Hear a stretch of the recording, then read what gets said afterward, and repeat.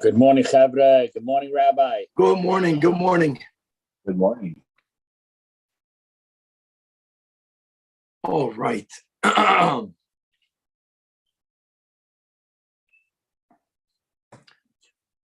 Good morning. With the help of Hashem, we are learning today's 3 Prakim Rambam. We are concluding Hilchos Ma'aseh HaKorbanos, learning the 19th and the final chapter. And God willing, we are starting Hilchos Tmidim Umusafim Prakim Aleph and Beis. So we are starting today Ma'aseh HaKorbanos Perek Yutes, a continuation from yesterday, from Shabbos' 3 chapters. We learned about 2 separate prohibitions. One is called Shchitas Chutz, shechting an animal outside the Azara. And the other one is called Ma'aleh Chutz, to offer it up on a Mizbeach to God that someone built outside of the Beis HaMikdash. So we're going to define both of these prohibitions a bit better.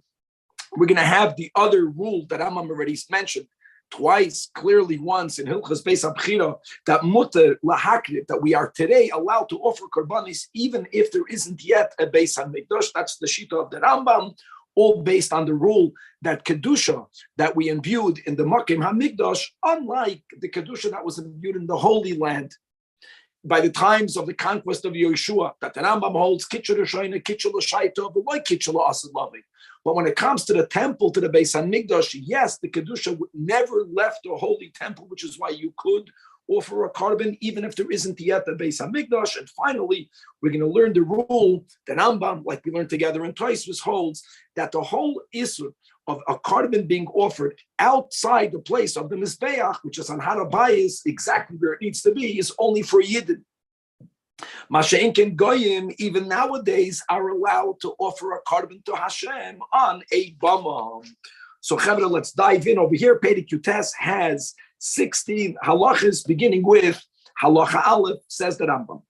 Ein hamala b'chutz chayiv, this prohibition that we learned with the penalty of kares, of offering up a carbon outside the Azara, is only achiyala l'rosh hamizbeach sheyasa b'chutz. In other words, it's only if someone actually built an altar outside the correct place and they offered up a carbon on that mizbeach that they built.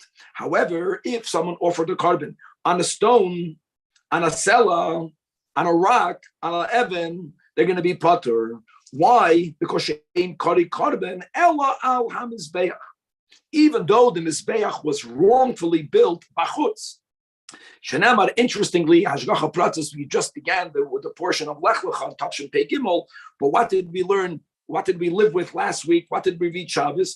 That prior to Noach's offering of the Karbanos on the Mizbeach, the Torah emphasizes by even Noach Mizbeach. Now, if the building of the Mizbeach is not an essential prerequisite, the Torah only would have written Noach offered Karbanos. Is a raya that the pshat of a carbon isn't only the final act of burning it up on, but it's actually the building of another din. The Ein Chayiv Ad Sheyal Lashem. When is a person chayiv the prohibition? If they offered it to God Almighty. Shenema, like it says, Lasois Oisei Lashem, which means that if a person, God forbid, is offering up a carbon to another fake deity, to a getchke, that's a isur of avodah zarah. That's also a very serious prohibition. Yaharig va'al yaver. But that's not the prohibition that we are talking about. Here we're speaking about someone who built a mizbeach. Could be they did it with good intentions for God, outside the market where the mizbeach has to be built on Har HaBayis, and they offered up a carbon there. Another halacha base. Einer chayev elo al ha'aloas dover haroi leisham oil mizbeach. They're only chayev if they offered something that was really fit to be put on the fire, on the mizbeach where it should be. Something that was fit to be put on the mizbeach. For example, a carbon oila. All right, the oila is meant to be burnt up on the mizbeach. Shenemar, as it says, Achrei Mois, where the Torah is speaking about the isur of ha'ala aschutz, asher yale oila. Why did the Torah specify an oila? Ma oila was meant to be put on the fire, on the mizbeach in the temple. Af kol shiroi leishim hu shechayavim al ha'ala asoi bachutz. In other words, the Rambam is going to go into details what we are excluding. Halacha Gimel. That Hazodik Adam, if someone throws the blood on an altar that was built outside, Or hamakted evrei oila, for a person burnt up the limbs of an oila. Or emurim. Emurim means the fats of the animal that are burned, even if it's not a carbon oil. See, an oil is completely burnt to God. Emurim comes from every single carbon. So instead of you burning it up where you should have, you burnt it up in the wrong location. Or if you burnt the kemitza from the mincha that should have and could have and was fit to be burnt on the mizbeach. Or if you burnt the fistful of levina. Or if you offered up ketaitis. Even though ketaitis is offered on the inner mizbeach. If that was burned to God, but on an altar that you built outside, that is when you're chayiv. Or the minchas of kohanim, which all of it is fit to be burnt up. Or the minchas nesachim. Or hamenasech shloishes luginyayin. Or even the 3 lug of water. That's something that's fit to be offered on the mizbeach and sukkahs. Bachutz chayiv shenemar all psukim from Parshas Achrei that lo yiviyenu lasis oisoi. In other words, kol hamiskabel bifnim, that is where you're chayiv if you brought that bachutz. What are we excluding? Halacha dalid avol hazoydik shiyori hadam bachutz, as we learned that after the main avoid of zrika, which brings about the essential kapara, was sprinkled or applied on the altar. Afterwards, the remaining blood is poured down the 2 shisin that are on the southern corner of the base, shirayim, of someone threw the shirayim on a mizbeach that was wrongfully built outside the correct place, outside the azara, afilu shiyari damim hapnimim, even if they poured the shirayim of bloods that were used to be sprinkled inside the heichal, they're going to be exempt. Potter. We're not saying you did the correct thing, but you're not going to be chai. Shezrika shiyari hadam is called shiyare mitzvah, right? They are the remaining aspects of the mitzvah, which is definitely ideal for you to offer it. But if a person did not throw the shinayim bifnim, they're not ma'akev. You got the atonement. So you can't call this the avoida that was done wrongfully in the wrong place. It's not the avoida, it's not the mitzvah, it's called shiyare mitzvah. If a person was manasich mayim or yayin, but less than the prerequisite amount of 3 lug, and they poured it bachutz, even though the mizbeach was built there. It should not have been built. They poured it to God. You should not offer something to God out there. Potter. Bein b'shari yimei hashana, bein during a holiday of Sukkot, bein b'chag, because hoyel v'chaser hashiyun. So what you did was not fit and would not have been accepted had it been done in the right location. So then you're not chayiv if you did it in the wrong location. Now, the carbon chatas, the emurim, are meant to be burned on the altar, but not the meat. The meat, it's not the oil. The meat should have been given to the kohanim. So if someone burnt the psar chatos, psar asham, psar shlamim, ben shal yachid, ben shal tzibur, or if a mincha did not come from a male kohen, a mincha from which you do take a kemitza. After the kemitza is burned, the shirayim is meant to be eaten by zichrei kohuna, by kachir.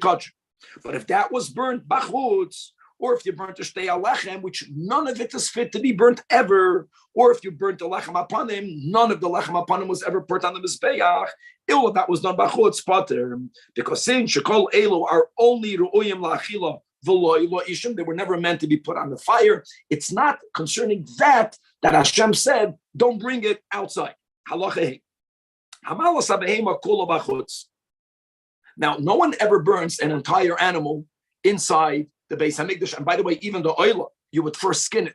Here we're speaking about someone who shechted an animal and they burnt the whole thing.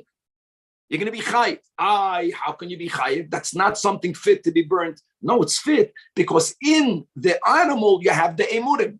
So you did bring all of what was fit to be brought in the right location. Even though you added, that adding doesn't help you here. Even though you did not separate it, maybe there's a chatzitza, we don't say that. So therefore it's viewed for which you're going to be chai. However, an animal is made in a way where every organ in the animal is a separate entity. So you have the fats, even though you did not separate them, but you can't say that they're all mixed. They're not mixed, they're just connected. But when it comes to a mincha, prior to you taking the kemitza, if someone takes a mincha from a non-male kohen and they burn it all on the outer altar, They're going to be exempt. In there you have the kemitza. No, you don't. Prior to removing the kemitza, we don't view the kemitza as a separated entity because it's not distinct. Unlike animal parts, while they are in the animal, even if you didn't separate it, but it's distinct. Now, if you remove the kemitza, then you put it back in the bowl, and then you burnt it all on the outer altar. Now you're going to be chayiv because your action of removing the kemitza made it into a distinct entity. Gewaldik. Halacha vav. Hayoitzik. As we just went through last week, all of the specifics of a karban mincha. So you have the pouring of the oil over the meal, over the flour. Haboilel, the mixing of the oil with the flour. The hapoy says those, we can call them pancakes, or those breads that needed to be first broken into pieces, as we learned last week, prior to the kemitza. If that was done, bachutz, hamoileach, if anything which is fit to go on the altar was salted outside the mizbeach, outside the azara, it wasn't burnt, it was salted. Hamenef, if the waving was done there. The hamagish, if something was brought to the corner, and the corner, either same corner, the western southern corner of the outer altar, the order bachutz. If someone organized the shelves of the lechem upon it. Here we're speaking about making another shulchan outside the temple. If they made a menorah outside the temple and they prepared the candles, or if you did the act of the kemitza, or if you shechted and you received the damim. Now, guys, shchita, let's go back to yesterday, to Shabbos. Shchita's chutz is a separate standalone lav, chadis. We're not speaking about the guy that shechted. We're speaking about the one that received the blood. In all of these cases, pater. Why? Lefi should call echad mi elu einoi gemar avodah. It's not the final act of the avodah. And it says in the parsha regarding this isur of chutz, asher yale oila. Again, another limit. Ma ha'allah she gemar avodah. Af koil. When are you chayiv? When are you violating? When you did that which is called a gemar avodah. Only then are you chayiv. Now, shchita is taken not the gemar avodah, but there's a special pasuk, as we learned yesterday, regarding shchita. Halacha zayin. Para aduma. Shesherafa chutz mimekayim slifas. To begin with, the para aduma is not offered inside the azara. It's meant to be slaughtered in that area on Harazesim, from where you can see inside the temple, and then you add things to it, and then ultimately you burn it. If the burning was not done in the right place, or the soidamishnaleach, which was meant to be pushed off the azazel, if someone offered that bachutz after the kohen gadol said vidui on it. In other words, instead of doing the avodah properly, you did it improperly, but these are not items that would have been offered on the mizbeach. Also, you're potter. Because Shenemar, when the Torah is speaking about the violation, the Torah is saying, why are you chayiv? Because you offered it out and you did the wrong thing, which is the el pesach oil moed lo yiviyanu. And you should have brought it la pesach oil moed. The paraduma never would have been brought pesach oil moed. The soyeramishtaleach was never going to be brought there. But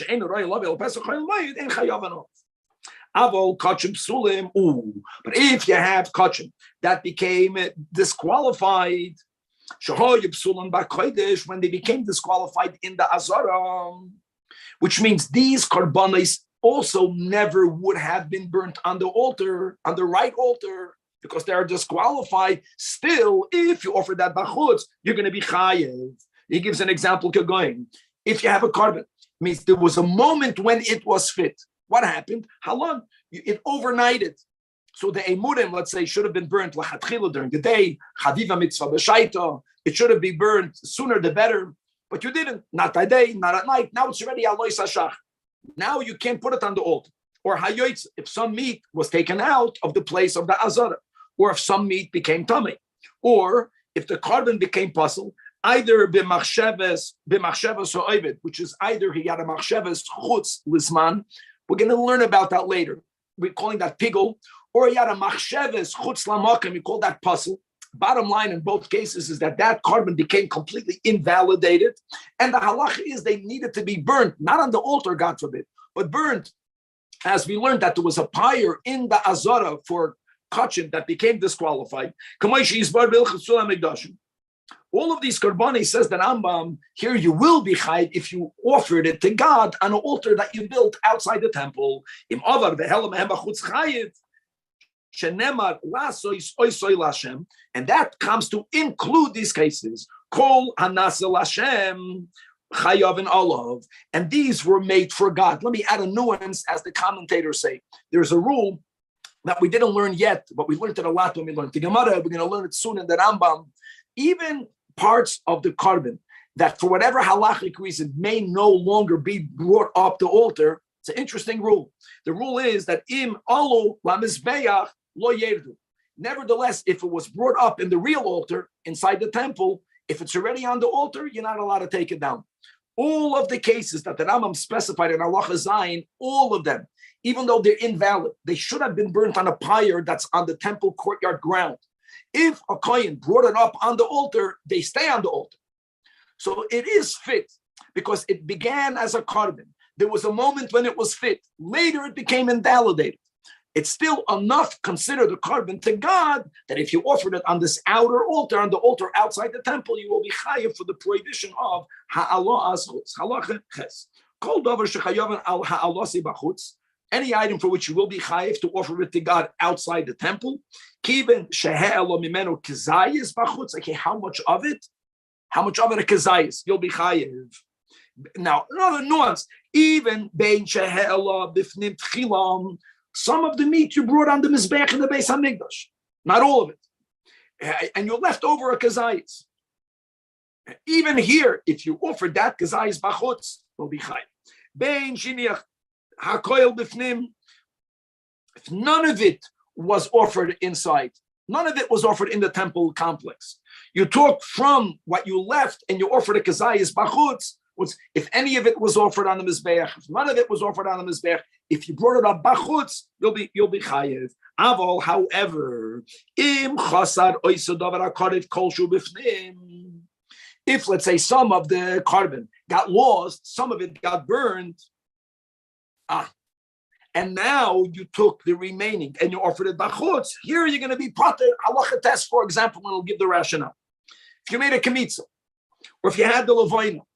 Now, guys, all of the kemitza has to be burnt on the altar, as we learned. All of the levoina has to be burnt on the altar. All of the emurim needs to be burnt on the altar, or the entire oil, or a mincha that's coming from a male kohen, or other minchas nesachim, that all of it is burnt.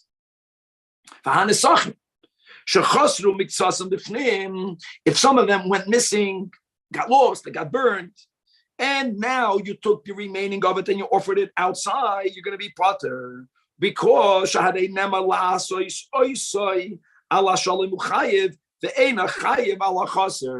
amazing. So if some of it was already offered on the real Mizbeach, it's not called missing. And then you offered a kazayas of the remaining, you'll be chayiv. But if inside the temple, any of it went missing prior to it being offered up, then you'll be exempt. If you brought it out of the temple, that's a mistake. That was a sin. And before you offered it up outside the Azara, some of it went missing, then you offered up b'chutz the rest. That's a doubt on the Gemara, and therefore einoi loika. Halacha yud. Hela even if you brought up a limb on this altar that was built outside the temple complex, the complex that doesn't even have on it the kazayis of meat, but if you cheshbon it together with the bone, you have a kazayis. So did you bring a kazayis? Yes, you did. Chayiv. Another rule. If only with the salt you come to the shear, there's a suffix, and therefore you're not going to be chayiv malchus. The oil, the emoreho, mitzdarfen lekazayis, because since the oil is completely burnt up, there's no difference whether it's the meat or whether it's the emurim. They definitely do combine. Halacha yudal. Hela v'chazir v'hela.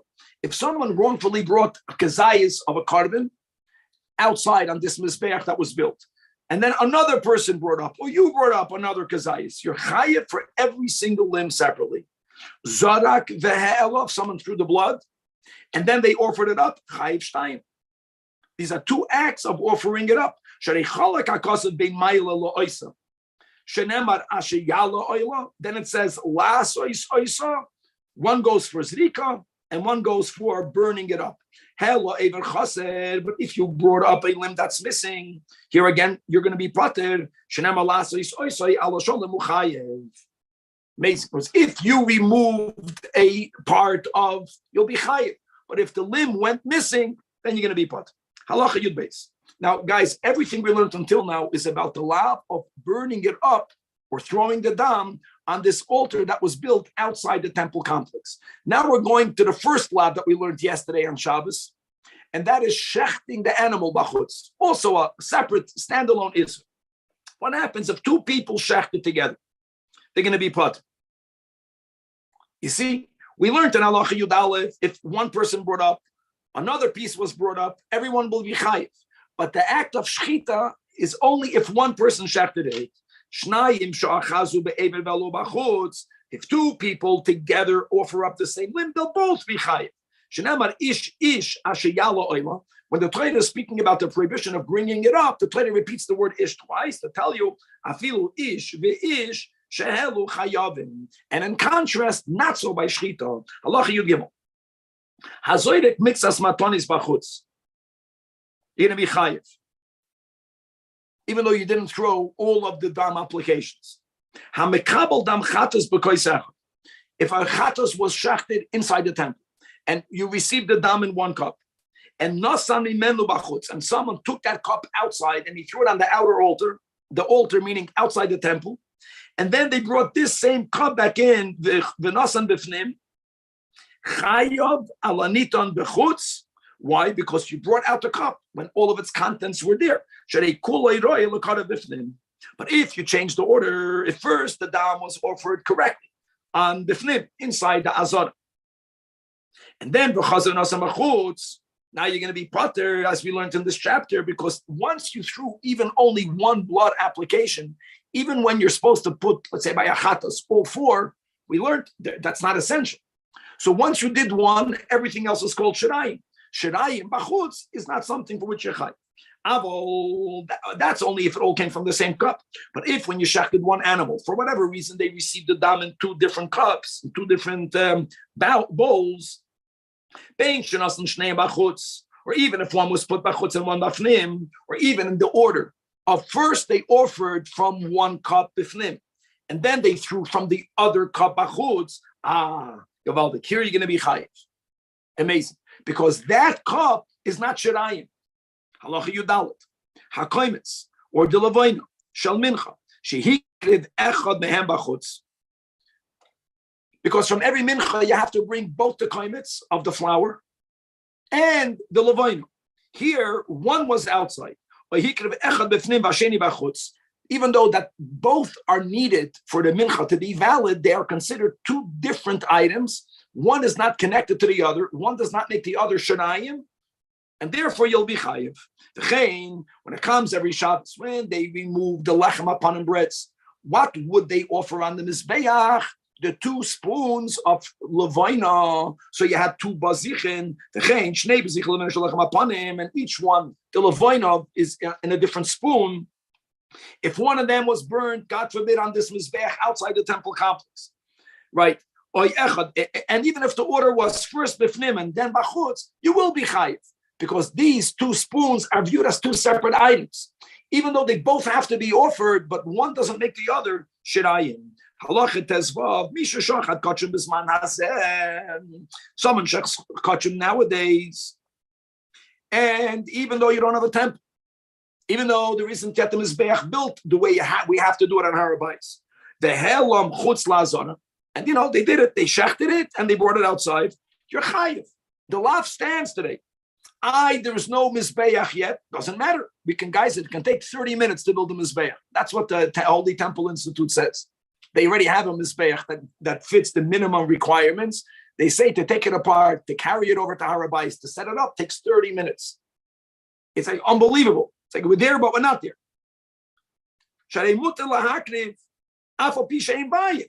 As the Rambam clearly holds, not like the Ravid, which is why you're not allowed to go nowadays in the place of the temple, for which you're going to be chayiv kares. Wow. And the final halacha is mamash amazing.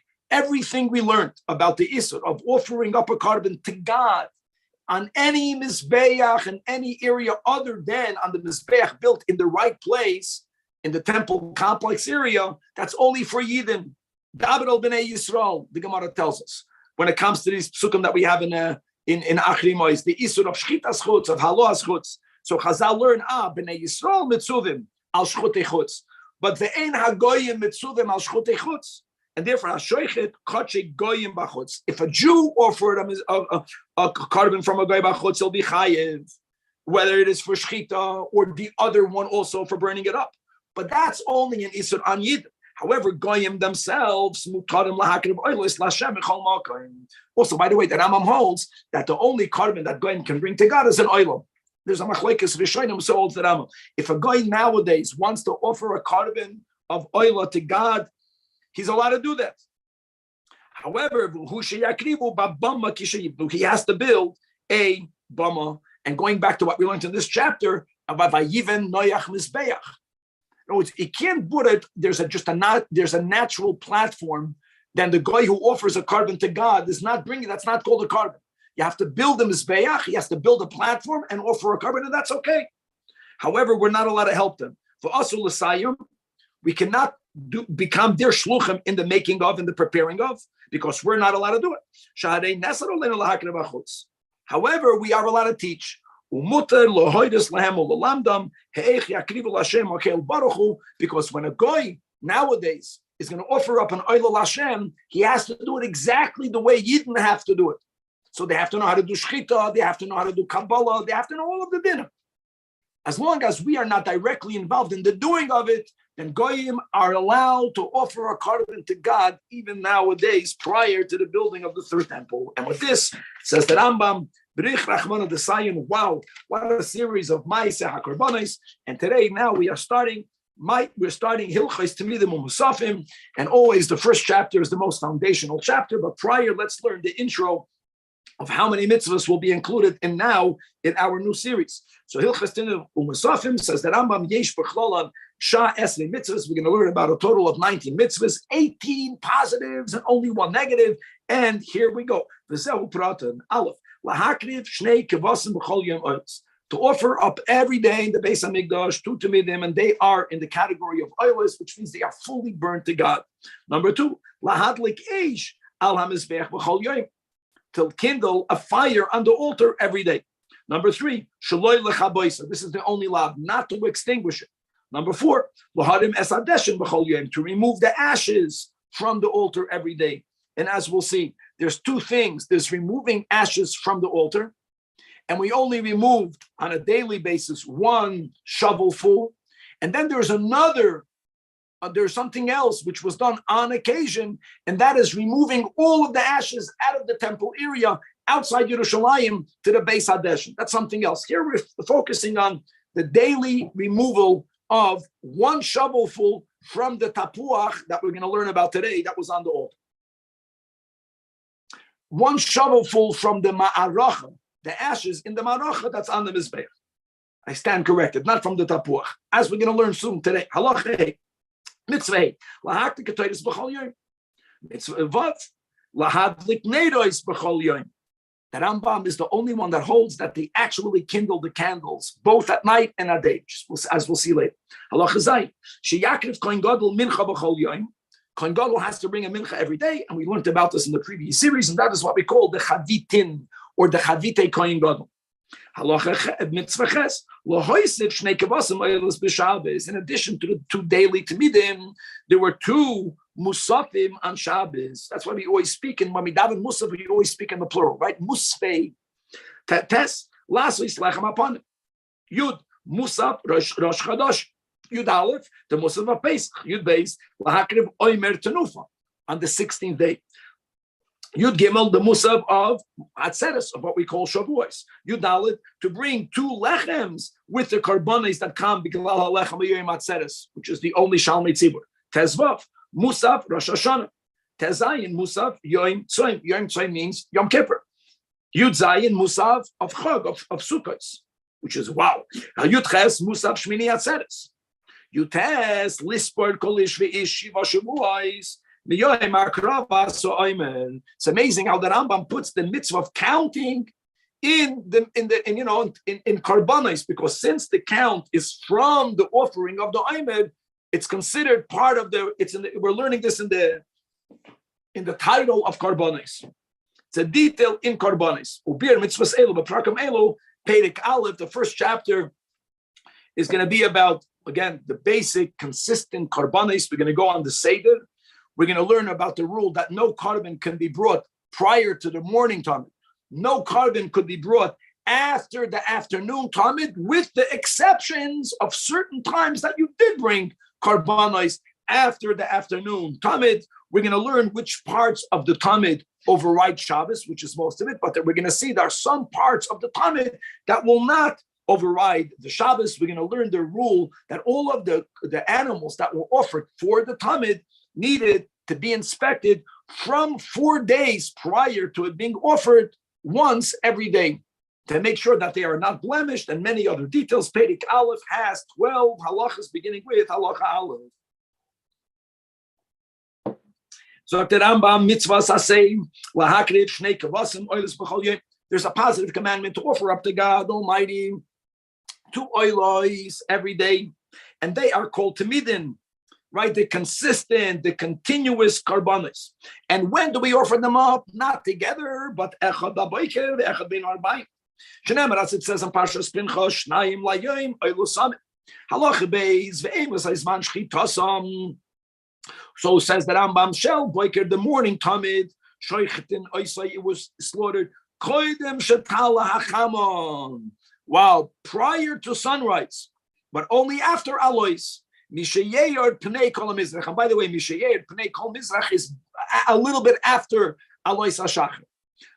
Upamach, however, there was a time that dochaka asho asatziba b'vayishem. And if you remember the story in the Gemara Chavre, we learned that Bisman Malchus Yavan, they were trying to prevent us of offering karbanis in the Beis Hamikdash, and we lacked the animals. So that was another time. It happened a few times that we would lower every day. Imagine 2 buckets of golden coins, and the Yavana, the people, which were the Goyim, they arrived. They took the bucket of gold. They took out the gold and they put a lamb. So in other words, we needed to spend crazy fortunes. We needed to work with people that were at least willing, after taking our money, to give us the animals. And then when we would pick up those buckets, right, from the other side of the world, we would have animals in it. There was a time that by the time we had those karbanis in the Beis Hamikdash ready, it was already in the 4th hour of the day, which, by the way, is amazing, because Zman Kriya Shema, right, is at the end of the 3rd hour of the day. When is Soiv Zman Shacharis? Now you see from where it's at the end of the 4th hour of the day. Even though b'di'evid you can daven, God forbid, until Chatzos, but you're supposed to daven Shemona Esrei until the 4th hour of the day. It's connected to the story. It's in the Beis Hamikdash. Ideally, you daven ASAP. And another detail, we understand the learning before davening is a part of davening. It's a hachana for davening. You can't just roll out of bed and daven. You have to be connected. Then there's daven, then there's learning after davening. But anyways, that happened one time. So ideally it's from Mishayei Oid Pnei Kol Mizrach, but it happened that they once offered it at the end of the 4th hour of the day. Halacha Gimel. Tamid Shebein Arbaim. So from when, not till when. Till when is until Shkia. But from when, theoretically, so when it's noon, or even a second afternoon, if you are telling your time, not by looking at clocks that they didn't have them, but by looking at the shadow, like how do you know it's in the afternoon? Noontime, the sun is on top of everything, so there's no shadow. Like the shadow of the wall is like under the wall. Even if it's 12:01 or 12:02 or 12:03, even if it's already really afternoon, it takes around 30 minutes for everyone to be able to discern that the shadow is starting to move, and you can see a visible shadow. It's no longer like the shadow under the items. It takes 30 minutes. In other words, from there, from there until the end of the day, which is what we call nowadays the time to daven Mincha Gedoyla. Right? Mincha Gedoyla is not the second after Halachic Noon. It's 30 minutes after Halachic Noon and onwards. Now, even though they were allowed to offer the Tamid Shel Bein Harbayim from, let's say, 12:30, just to make it, it's not 12:30. It's from halachic 12:30. Nevertheless, they would normally wait. Normally, the shmoina shoysu mechza, what we would call today 2:30, and the offering of a tamid, the whole thing from when they began until it ended, my friends, took 1 hour, because there are many steps to it. And in the middle of it, there was also a midah prayer. We can't call it the Shemona Esrei because they didn't daven all the Shemona Esrei brachos. But the whole thing, the whole avodah took 1 hour. So they began at the 8.5 hours in the day, which is around 2:30, and they would finish b'teisha mechza. That is, by the way, teisha mechza is what we call zman mincha ketana. Now you understand where it comes from. This sugi we learned not that long ago. Now the question is, if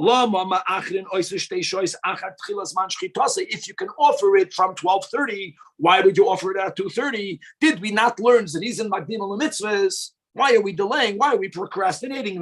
There's a reason. Because no korban, with the exceptions of a few that we'll learn in a moment, could be offered after the afternoon tamid. So you needed to give more time in the day for us to be allowed to offer the private korbanis and public korbanis. You can't offer anything before the morning time.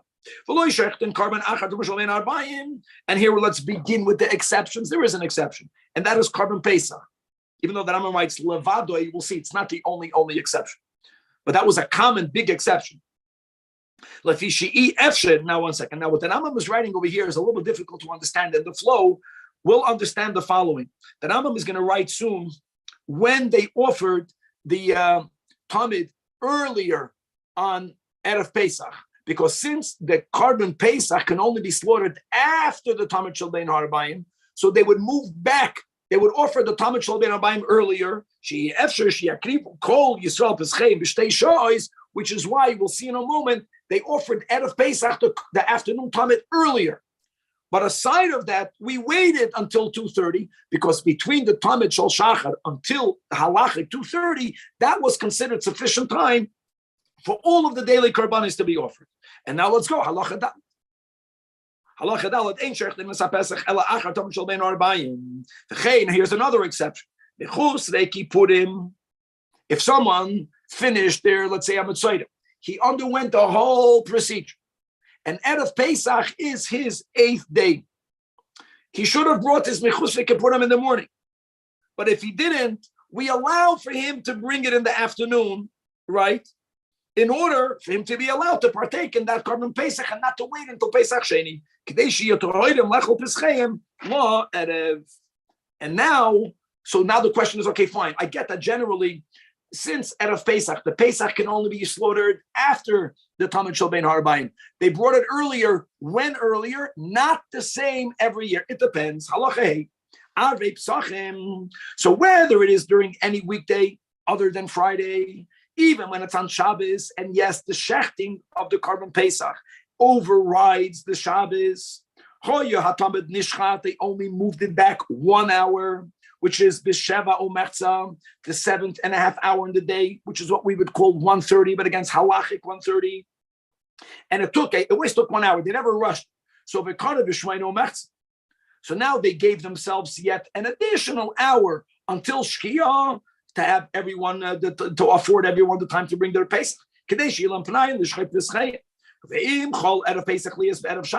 one exception, and that is that if Erev Pesach, the 14th, is on Erev Shabbos, how does that change? I'll tell you how it changed.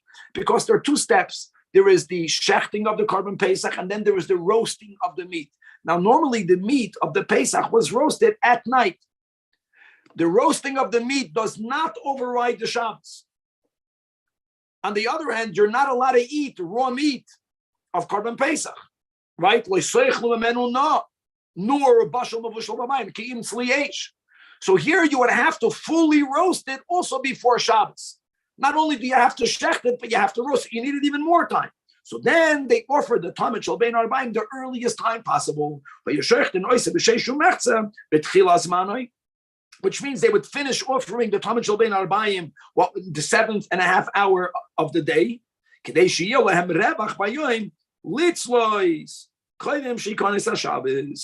Now, don't confuse shchita of a carbon. We're going back to every single day to the burning of the limbs. Maktirin kol davar haray lahaktara kol yom. Anything, not only the limbs, anything that can be burned. If the shchita was done prior to the afternoon tamid, even if no other step was done, it could be done. Umaktirin evrei oilos veimurim. Not only during the day, but we learned even rabbinically, you have until midnight, as we learned in the previous series of Maisa Akarbanos. Furthermore, ve'evarim, ve'emurim, that were not burnt, bein minatamid, bein mishar karbanos, mahabchim behem kol halayla ad haboiker. Shenemer, as it says in Parshas Saf, kol halayla ad haboiker. Now, halacha zayin, evarim shel tamid, they're doichik even tumam. In other words, when we learned this rule, that communal karbanos that have to be brought at a specific time, right, are overrides tuma. That's exactly what we're talking about. However, here we go. The ein doichenes haShabbos. So Ella the erev Shabbos bilvad maktirin evari tamid shel erev Shabbos. So halka. So the tamid was brought on erev Shabbos, both the morning and the afternoon. Normally, the limbs of the tamid can be burnt the whole day. And if you didn't do it a day, it can be burnt biblically the whole night. Even rabbinically, you have until midnight. You're not allowed to burn on Shabbos the limbs of the tamidin of Friday. The tamid of Shabbos overrides Shabbos. The tamid of Friday does not override Shabbos. So you have to make sure that it's all burnt on Friday. Shatamid only tchilasei doiches Shabbos. That means if the Shabbos is tamid, is brought on Shabbos. But v'soifai means the one that's from Friday, even though normally you can burn the limbs into the night, that is not doichem. Amazing. Chel bei Shabbos. Let's go let's speak about that. You offer the tamid on Shabbos. Now, can you burn it matzoi Shabbos? Of course. But 1 second. What about on Yom Tov? Kerevim b'leili Yom Tov. If Yom Tov falls matzoi Shabbos. But there's an exception. Not Yom Kippur. If Yom Kippur falls on Sunday, now in the calendar it won't, right? But it could have happened. Aval ein kerevin b'leili Yom Kippurim, or b'chlal. You're not allowed to. Shenemar oila Shabbos b'Shabbatoi v'loy b'Shabbos acheres. What Shabbos acheres? Yom Kippur. V'loy oilas choil. Wow, b'Yom Tov. So another rule. So whenever you have the oila of a weekday that's offered erev Yom Tov, you also have to make sure that all of the limbs are burned prior to Yom Tov. You cannot burn it in the night of Yom Tov. Halacha ches. Arba'a asar shechalias b'Shabbos. Of Nis falls out on Shabbos. So here, the shchit of the Pesach overrides Shabbos. Maktirin chelvei hapsachim b'leila Yom Tov, because they are like chelev of Shabbos that are offered on Yom Tov. You cannot offer Shabbos into Yom Kippur, Shabbos b'Shabbos acher, but Shabbos can be offered on Yom Tov. So here Pesach can be offered on Yom Tov. Halacha 9.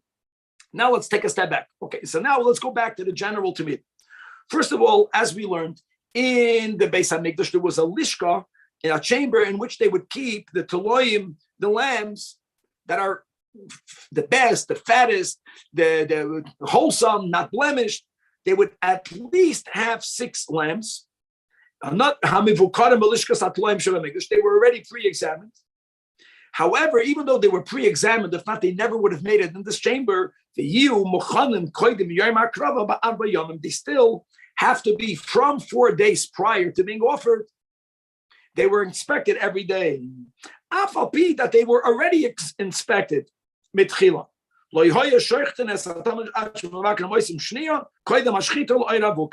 And even when they were inspected on the day, right prior to the shechita, they would use torches, and we're speaking about making sure it's not blemished, which is a gewaldige thing. I'm jumping from topic to topic, but I see in my brain some side of connection.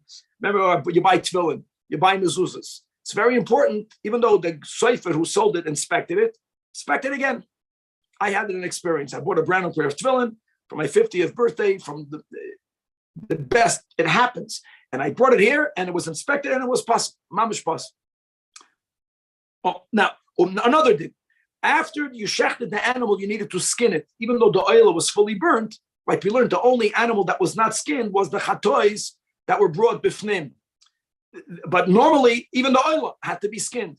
To make the skinning of an animal easier, you give it water right before the shechita. When we made our demonstration here of shechting that little shepsela, if you remember a couple of weeks ago or 2 months ago, so the shoichet here gave a little bit of water. In the Beis Hamikdash, mashkin oisin mayim, we gave it from a hose. In the holy temple, the koishel zahav. Why do you give it water? Kadeshi yanoyach lehefshet. Now, that doesn't explain the gold. The Gemara says regarding the gold, Shlomo HaMelech says, Ein anius b'makom ashirus. So therefore, he used a golden trough. Halacha yud. K'maisa tomon shel shachar, k'maisa tomon shel ben arbaim. About inspecting it right prior, about giving it water to drink. And all of it, b'hakol k'maisa ha'oila, shekosavnu b'maisa ha'korbanos. Another day. They did not bind all of the 4 feet prior to shechita. Why? Shelo yechaku es haminam, not to copy the practices of the heretics. So it's amazing. Even though there's nothing wrong al pi halacha, but once people, the pagans, the idol worshippers, people that would offer korbanos to false deities, they would tie all the feet, not to look like them. We did not bind it, but we held it. Wow. Now, how did we position the animal? The head of the animal was facing Dorim. Now, Oila, Kachim, it was slaughtered in the northern part of the Azara, really the northern part of the Mizbeach. So the animal had its backside facing south, facing north. It had its head facing, the position of the body was south-north, but the head itself was turned to face Mairav, which is where the Heichel is. And we already learned that the shoichet stood to the east of the animal. We learned that before, and he was also facing the Mairav. Halach Yudal. Tamet Shol Shachar was nishkat al keren tzfeinis marav shel beis hamikdash al tabas hashniya. So we didn't learn about that yet, but we're going to learn about the rings. Now, the Tamet Shol Shachar was slaughtered on the second ring on the keren tzfeinis maravis. Let me just say this by heart.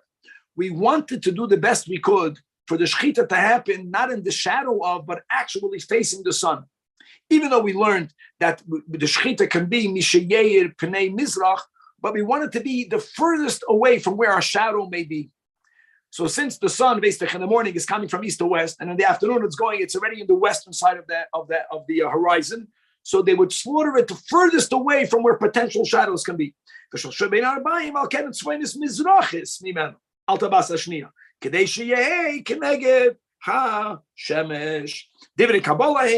it should be slaughtered opposite the sun. In other words, we're going to learn about the rings. So even though the hands and the feet were held by kohanim, but the neck was trapped in a ring, and the ring was that which is the furthest away from a potential shadow. So if the sun is already in the horizon in the morning, and it was always up in the horizon in the afternoon, it would be in sunlight.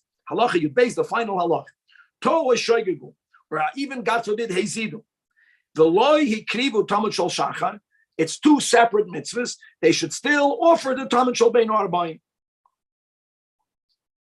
However, that's only if the altar was already used once. Now Mashiach is coming, and we are building a new altar, and the altar has to be inaugurated. It's inaugurated by bringing karbanos. The first carbon of the day has to be the morning tamid. You don't begin the avodah by offering the afternoon tamid. And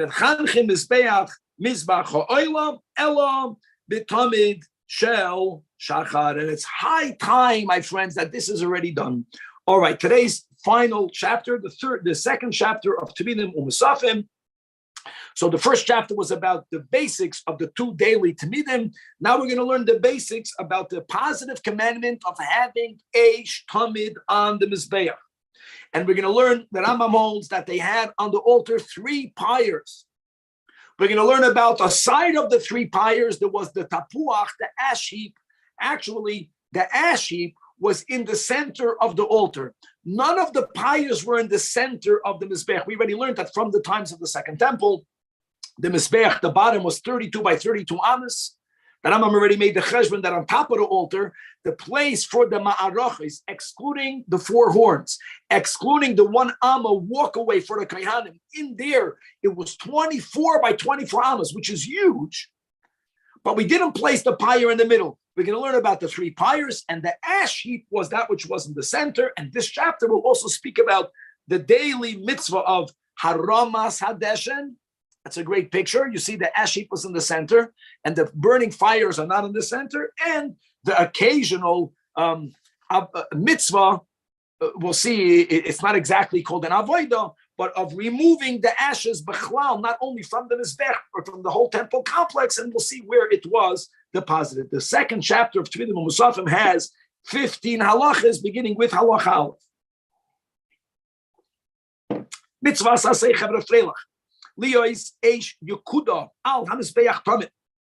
To have fire that's continuously burning. Shneimar, as it says, eish tamid took it al mizbech, right at the beginning of Parshas Saf. Now, my friends, it says explicitly, befedish, this miracle in Parsha Shmini. If you remember that after we did the Shiva Semei Hameluyim, and then we're Vayhi Bayoyim Hashmini, that's the first day for real that the Kohanim, Aaron HaKohen was doing the Avodah, and his sons, not Moshe Rabbeinu, and they were waiting. V'hinoyam Hashem Elokeinu, the tefillah that was done. And the tension that they didn't see the Shekhinah manifested. Also, the Torah says clearly, it says, Vateitze eish milifnei Hashem. Will merit to see it. What does that mean? I don't know. But a heavenly fire came and it ate up, right? It consumed the oil. So even though there was this miraculous fire with all of the pratim, whether it looked like a lion, whether it looked like a bin Laden, like a kelev, if a person didn't do tshuva, so you can argue, if there's heavenly fires, why do we have to bring the fire? That's the whole Yiddishkeit. We merit to be partners with God. We have to bring the fire, even though there's eish that's coming down from the heavens. Mitzvah lahavi eish min ha'hediyah. Shneimar, as it says, v'noshnu b'nei Aaron ha'kahanan eish al mizbeach, and all of the chassidus that we have on this, right? The heavenly fire is the fire that we have from our neshama, and nevertheless we have to make our effort. And dafka, when we make an effort, we daven with more kavanah, we have the hisbainus, and we arouse ephes a feeling to God, then we're zoicha to experience the heavenly gift that God gives every single yid, the fire that we already have inside us. Halacha beis. Now, we have to bring fire. What's up fire? So let's begin. What does it mean? Every morning, wood was arranged. Now, where was the wood arranged? So, as we said, there's going to be 3 pyres. The first that was arranged is what we call the large ma'arach, the large pyre. Shneimar, as it says, and that is referring to, you'll see the pyre that's on the eastern side of the mizbeach. The eastern side did not take away the ability for kohanim to walk around it, like we said. You have the amma alama of the karanos, of the horns. You have another amma width of walkaway. Beyond that, now is where you begin. So first of all, there is a mitzvah, guys, of arranging the pyre, which is by bringing up new wood and arranging it.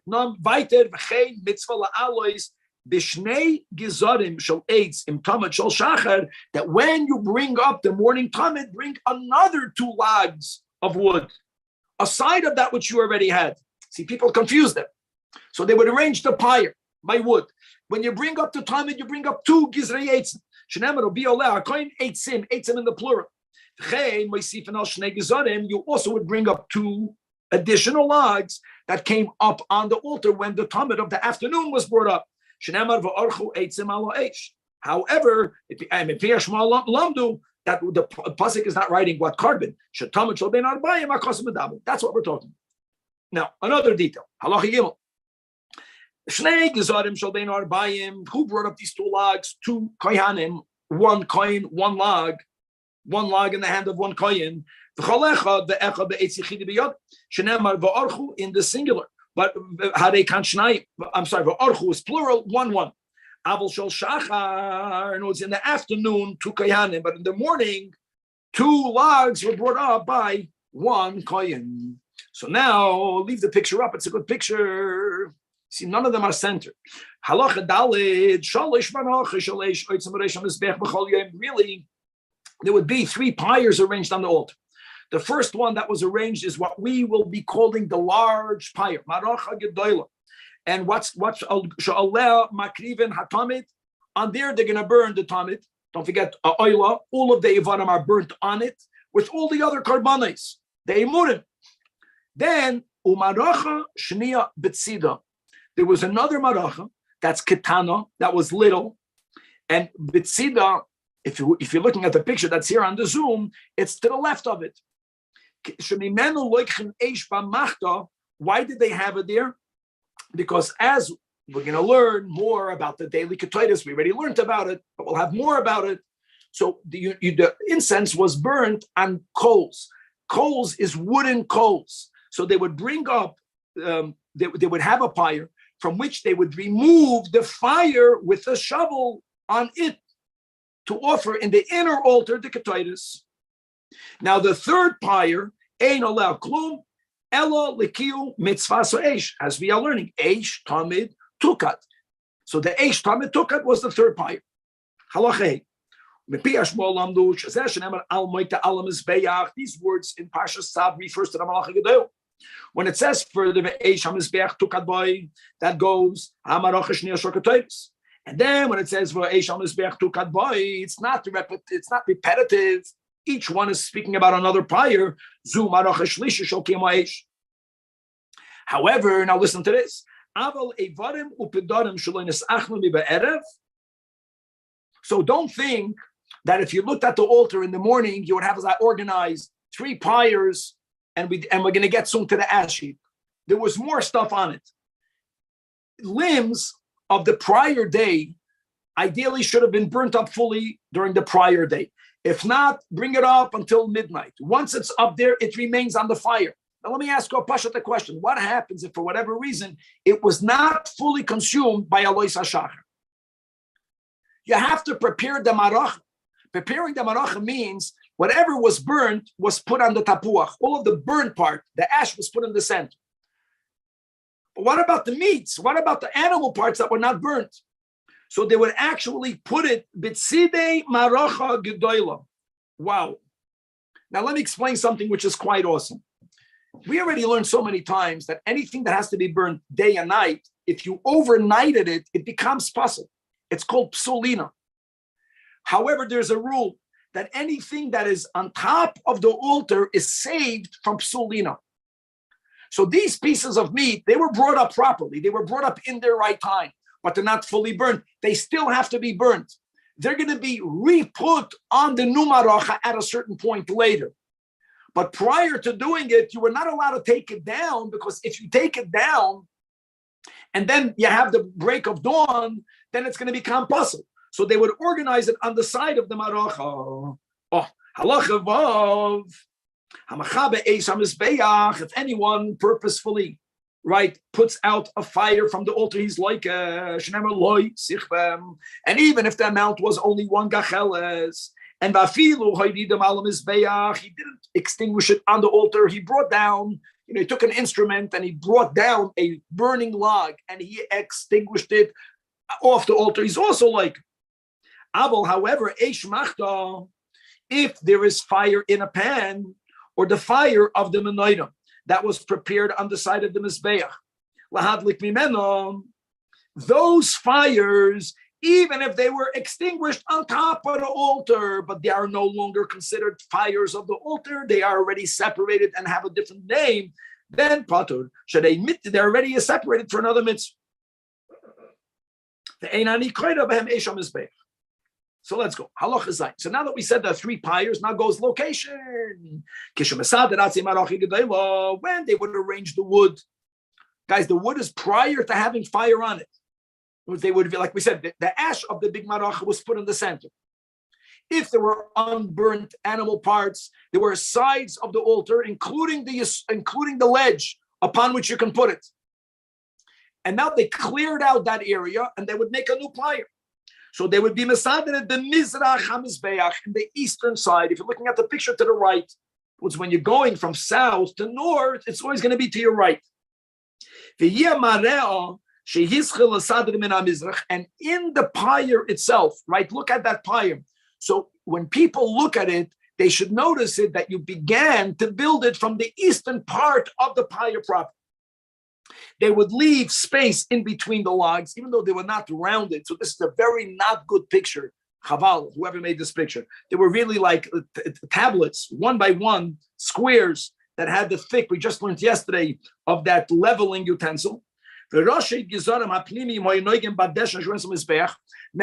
you didn't put it all the way to the walkway of the Kaihanim. So when they walk around it, they're gonna get singed. No. They had the western side of the pyre, the other end, touching the ash heap. The ash heap is called the tapuach. The tapuach was in the center. So if I were to draw the picture, Kevin, I wouldn't have it all the way in the corner. I would have it more towards the middle. It was on the eastern side, but we wanted for the edge of it to be actually touching the ash heap. After they organized the Manachi Gedolah, Chayzer ubayder atzei te'ena yafim. Now the atzei te'ena yafim, it's interesting. High quality fig wood, right, burns, and after it's burnt, what remains will be classified as coals. That's a better picture, and not ash. And in other words, we're looking for the best quality woods for the second maracha, because the second maracha, you're not burning animal parts on it. You're going to be taking from it and bringing it in the inner altar. And when you take from it, you want to make sure that what you're taking is zero ash. You're taking, glowing wood coals. But here you would do it. It would be near the western side, but also not in the center, but towards the south, exactly how they did it in the picture. This picture is a lot better. It was away from the northern corner, 4 amas. How much wood was put in there? The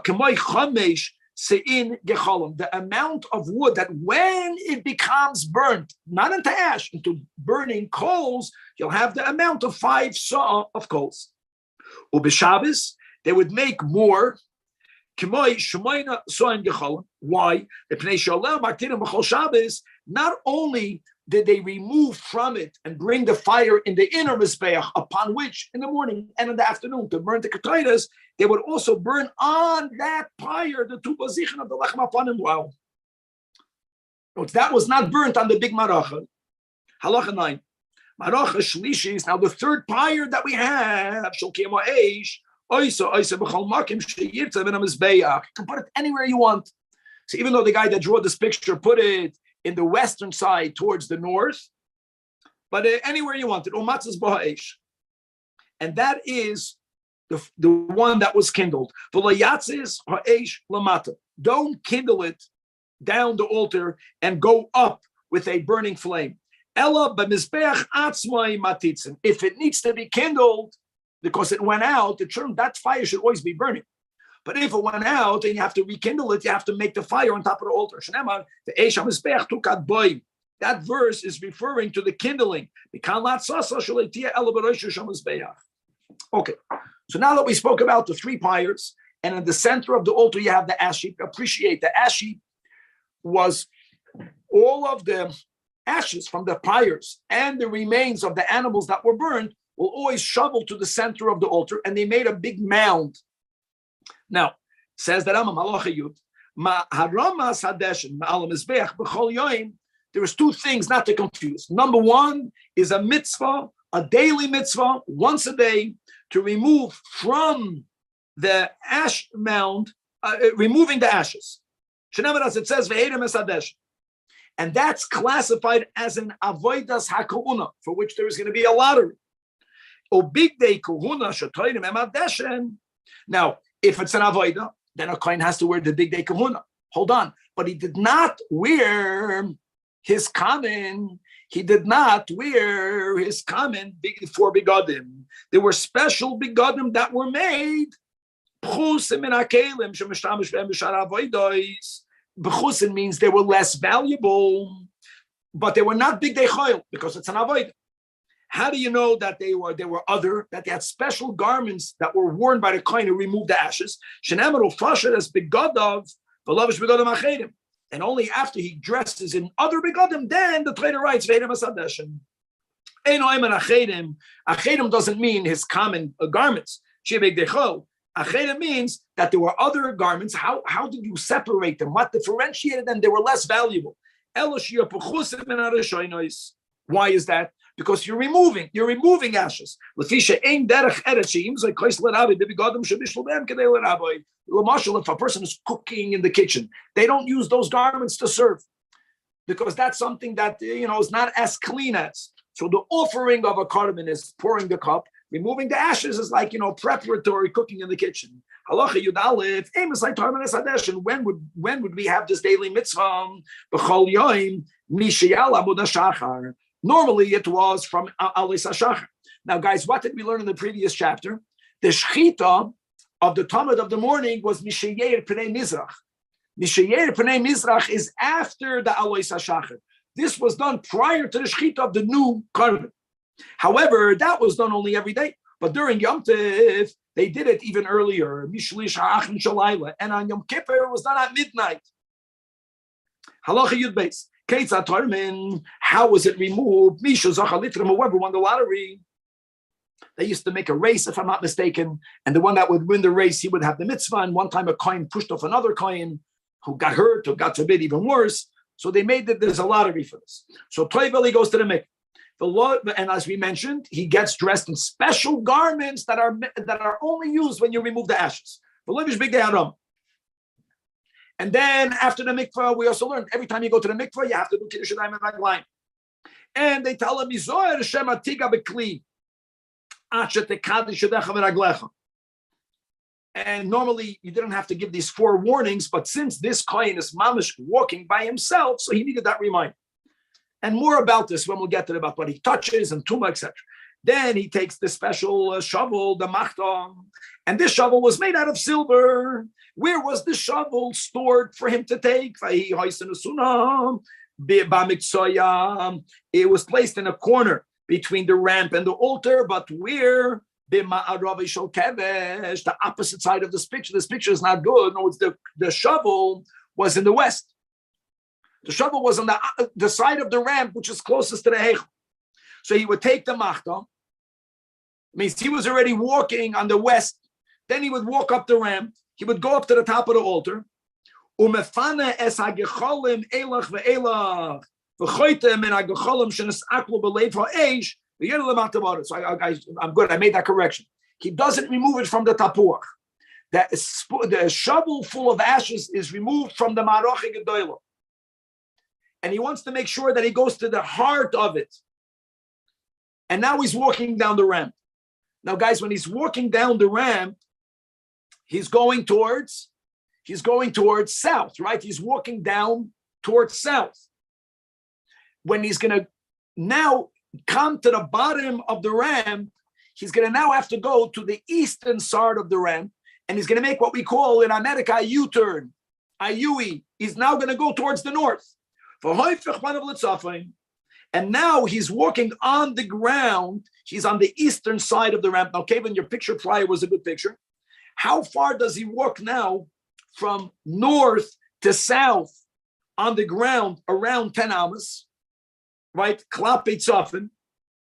And there, and he would gather, that's the picture, and he would gather and put all of these ashes on the ground. In other words, he's 10 amas towards north. But how far east is he from the ramp? Only 3 tfachim. I hope I remember this.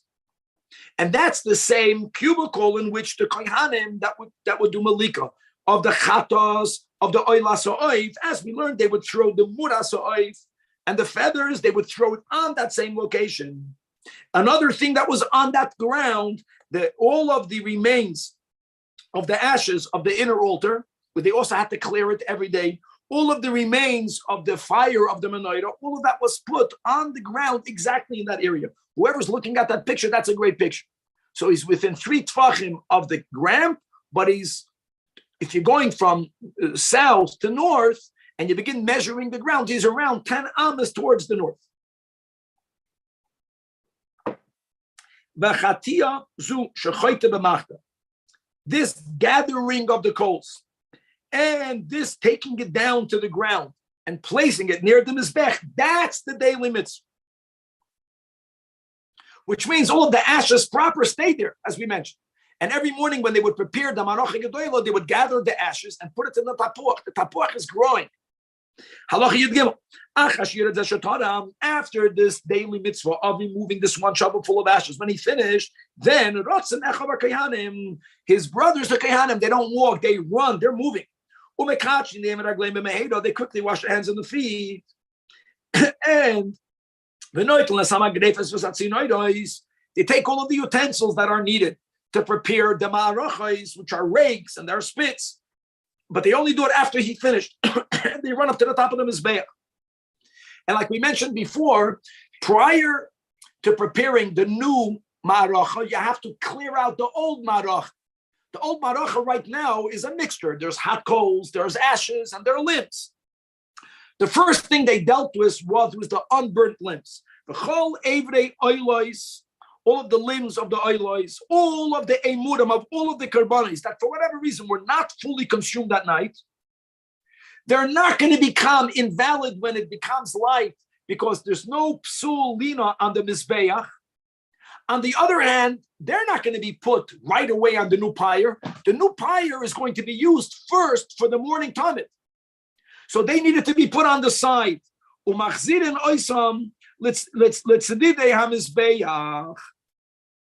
So really, they would ideally leave it on the top platform. You know, it's the top which is 9 amos above the ground. But if there's so many animal parts that were not fully burnt, then as long as you keep it above the chut hasikra, you're good. So they can put it even on the ramp as long as you are on the height of the soivet. In other words, you're not taking it down to the lower half of the altar, you're keeping them on top.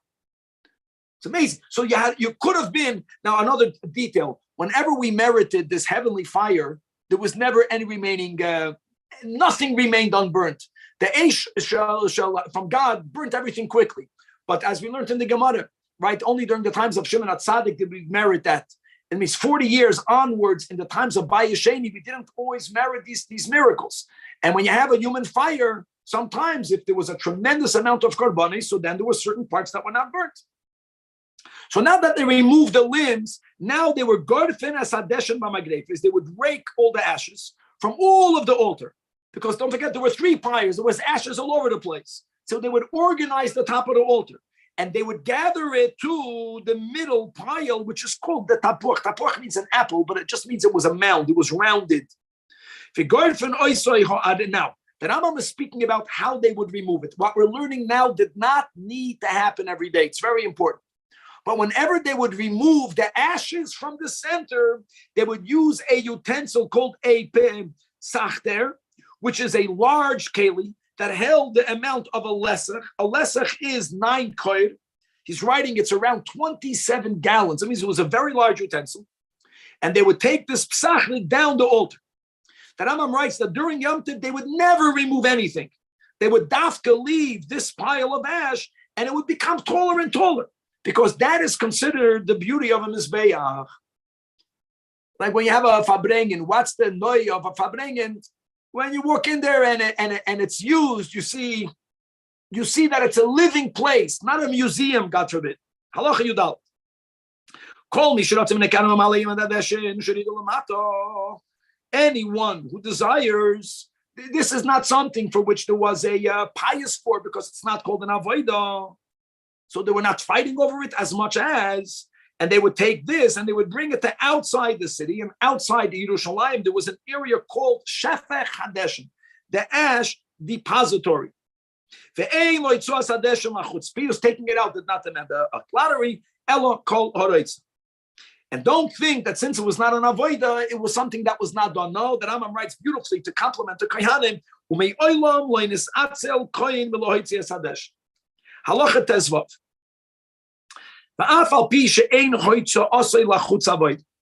Even though, as we mentioned, taking it outside is not called an avodah, nevertheless, a kohen that has a blemish, that is allowed to deworm the wood, that takes part of the halukah of the meat, He was not allowed to do it. Another din. When they would remove it to outside of the city, they would put it in a place where winds don't blow strongly. They would do the best they could that the ashes shouldn't be right away blown, scattered in the wind. Nor in an area where bodies of water, if there's a flash flood, will wash it away. And even when they put it on the ground, they don't scatter it there. They also put it down in a machavadik way. As it says, you should deposit it. Depositing means placing down something gently. And even after the ashes are there, normally the rule is once something was fully used for a mitzvah, then there's no me'ilah. Not over here. The asur lehanes boy, no one is allowed to derive benefit from these ashes. That was give al the God willing to be continued.